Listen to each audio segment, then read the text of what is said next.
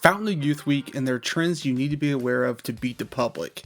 No surprise with the dirt sprints though, speed is winning over 50% of races. That's horses that are leading or within the length of the leader at the first two calls. Closers are 10 for 118, and that tells you to eliminate anyone who projects to be in the back half of the field by the first call. Post positioning isn't a big deal here since races are averaging under 7 runners per race. Focus more on running styles and who will be forwardly placed. The dirt mile distance is playing even more speed favoring than what we see with the sprints. Closers here are winning just 5% of races and stalkers are hitting at over 40%. You do not want to be far off the leader in these races. Post positioning does seem to be a factor here slightly, with posts 1 through 3 winning 50% of races. In the end, just like the sprints, running styles should be the focus when handicapping because of how important it has been to be close to the pace during this championship meet.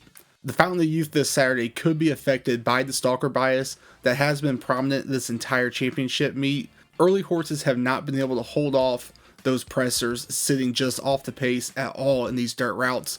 Be sure to account for that when handicapping this Kentucky Derby prep. If you haven't been targeting the Tapeta sprints this meet, you need to start. Posts 4 through 6 are winning 47% of races, but that winning percentage has been as high as 51% just 3 weeks ago. Posts 1 through 3 have been tough to win from, and many favorites have lost when breaking from that inside draw. Just last week, there was a 2-5 and a 6-5 favorite in posts 1 through 3 lose to a horse from posts 4 through 6. This has been the strongest bias and the races to look to poke holes in the favorites if they are breaking from that inside post.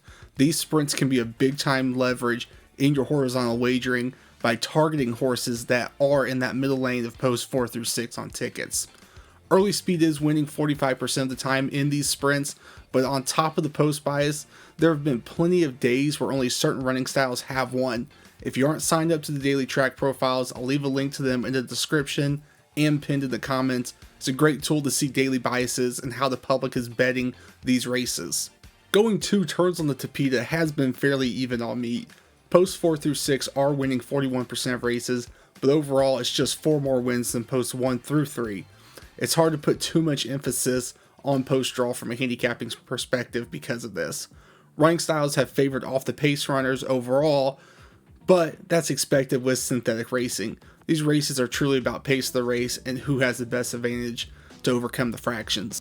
Racing only 5 furlongs on the turf makes these sprints all about speed, and that's obvious when seeing early runners are winning 54% of these turf sprints.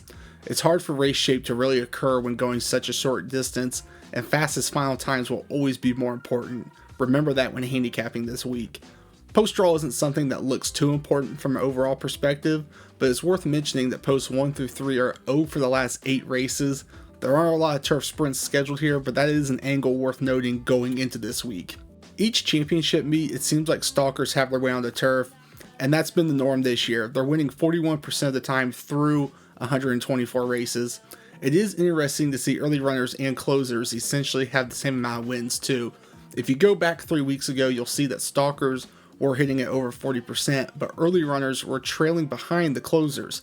In the recent weeks, the early runners have now closed that gap. Post draw hasn't been a factor so far outside the 7.5 furlong distance. That's one where it pays off to be subscribed to the Substack because you would know that 76% of these races have been won by a particular post group. I've also broken down which favorites to look to attack by each track profile, and I'm going to guess you don't realize how poorly favorites are performing in some of these dirt sprints. The links are in the description and in the comments. Don't miss out on leveraging those races in your bets this week.